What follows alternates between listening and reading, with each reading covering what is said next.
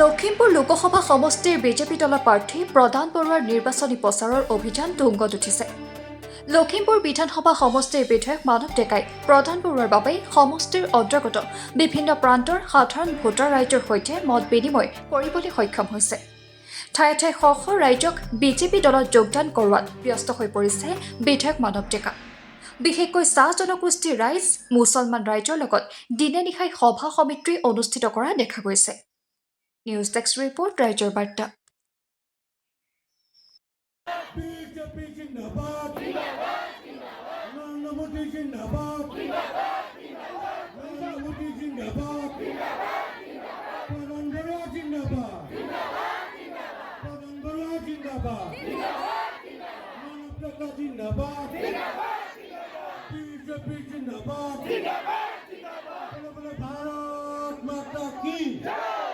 ভাৰত মাতা কি বলে বলে ভাৰত মাতা কি জয় জয় শ্ৰীৰাম জয় শ্ৰীৰাম হ'ব আৰম্ভ কৰি দিওঁ কৈছোঁ মই আপোনালোকক কি কৈছোঁ আপোনালোকে মোক কথা দিছিলে যে আপোনালোকে কষ্ট কৰিব বুলি এবাৰ আমি আগ্ৰেছ দিব বুলি হয় নহয় অলপ কষ্ট কৰিব লাগিব হয়নে নহয় আহি যাওক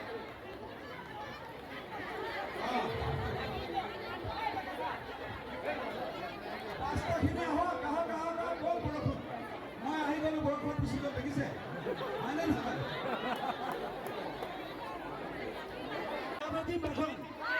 ঠিক আছে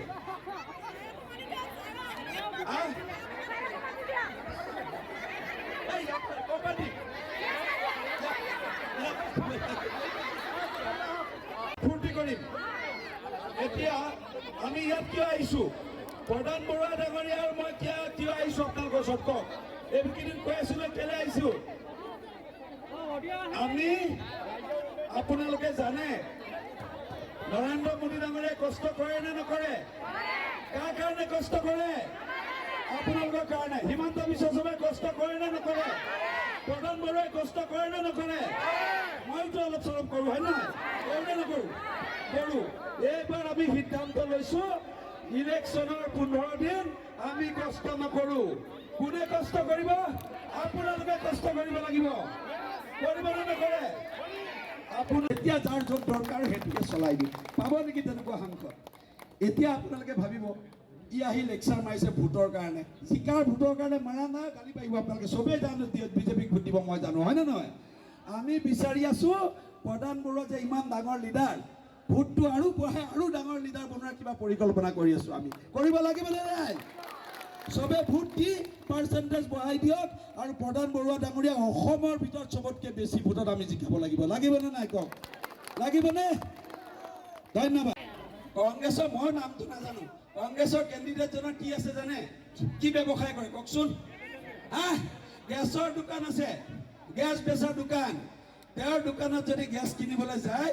তেতিয়া আপুনি কি কৰিব লাগে জানে দৰ্জা বাহিৰৰ পৰা ক'ব লাগে ছাৰ সোমাব পাৰোঁনে sir may I come in sir এতিয়া মোক এটা কথা কওক আপোনালোকে গাঁৱৰ গেলামালৰ দোকানত যে মিঠাতেল কিনিবলৈ যায় দালি কিনিবলৈ যায় আলু কিনিবলৈ যায় দোকানীটো সুধিব লাগে নেকি ছাৰ সোমাব পাৰোঁনে বুলি লাগে নেকি তুমি ছাৰ গেছ বেছি আছা আমি পইচা দি কিনি আছোঁ তুমি ক'ত ছাৰ ওলালে তাতে তোমাক may I come in sir ক'বলৈ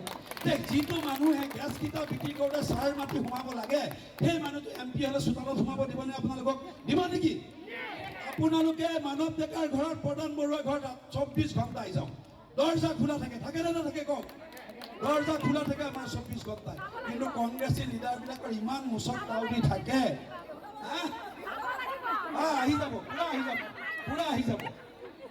কংগ্ৰেছী লিডাৰবিলাকৰ ইমান তাও MLA হ'লে ডাঙৰ মানুহ আমিতো MLA হৈ ডাঙৰ মানুহ হোৱা নাই প্ৰধান বৰুৱা 96ৰ পৰা মই কলেজত পঢ়ি থকাৰ পৰা MLA MP হৈ আছে কেইটা তাও মৰা দেখিছে নেকি ডাঙৰ লিডাৰ দেখাই নেকি কিন্তু প্ৰধান বৰুৱা ৰাজনীতিত কিমান ডাঙৰ লিডাৰ মুখ্যমন্ত্ৰী মহোদয়ে জানে সকলোকে আমি সভাৰ অন্তত থাকি গীত উপভোগ কৰিবৰ বাবে অনুৰোধ জনাইছোঁ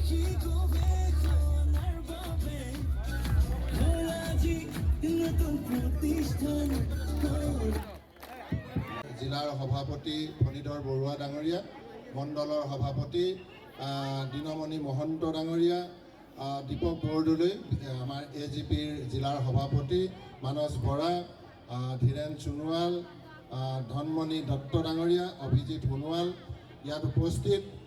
BJP AGP গণশক্তি দলৰ বিষয়ববীয়া কৰ্মকৰ্তাসকল আৰু মোৰ অতি শ্ৰদ্ধা ৰাইজ, সাংবাদিক বন্ধুসকল,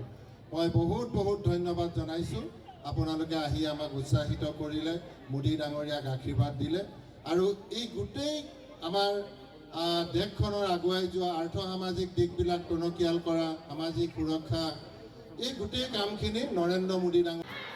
নাপায়। এতিয়া চাওক, আজিৰ পৰা 6 মাহ আগত যেতিয়া সকলোৱে ৰেচন কাৰ্ড পায়নে বুলি সোধোতে এনেকৈ নাপাওঁ বুলি কৈছিলে। কোনে সমাধান কৰি দিলে সমস্যাটো? প্ৰধানমন্ত্ৰী মোদী ডাঙৰীয়া।